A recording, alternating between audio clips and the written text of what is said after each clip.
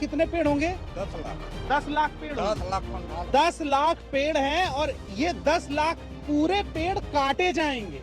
जरा सोचिए, 10 लाख से भी ज्यादा आम, लीची और सागौन के पेड़ और 1,50 एकड़ की उपजाऊ जमीन सरकार ने किसी किसान को नहीं बल्कि राष्ट्र सेठ गौतम अडानी को सौंप दी है, वो भी मात्र सिर्फ ₹1 सालाना किराए पर, वो भी 33 साल के लिए।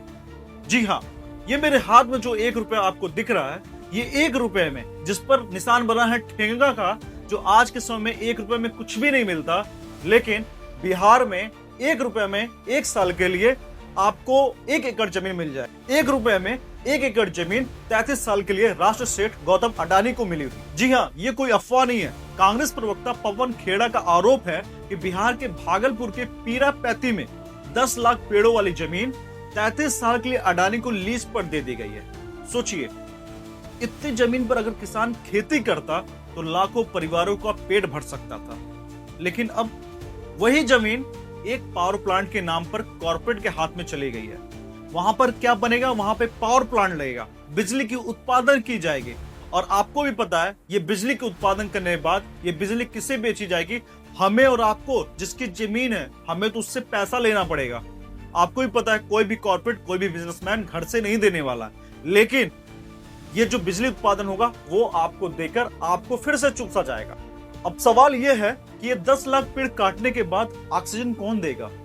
पर्यावरण का क्या होगा? जो एक पौधा मां के नाम लगाई जा रही थी, उसका क्या होगा? क्या ये सारी बातें बस कागज में रहती है? और सबसे बड़ा सवाल, जिन किसानों और गांव वालों की ये जमीन थी, क्या उन्हें उचित मुआवजा मिलेगा? रिपोर्ट्स कह रही है कि ज्यादातर लोग को कोई मुआवजा नहीं मिला है।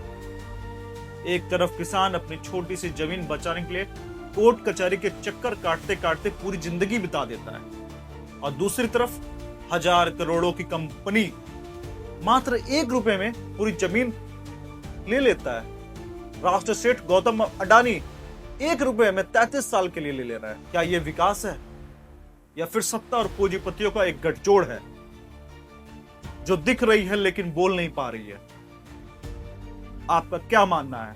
क्या यह डील बिहार और देश के किसानों के साथ अन्याय है, या फिर सचमुच विकास का रास्ता है?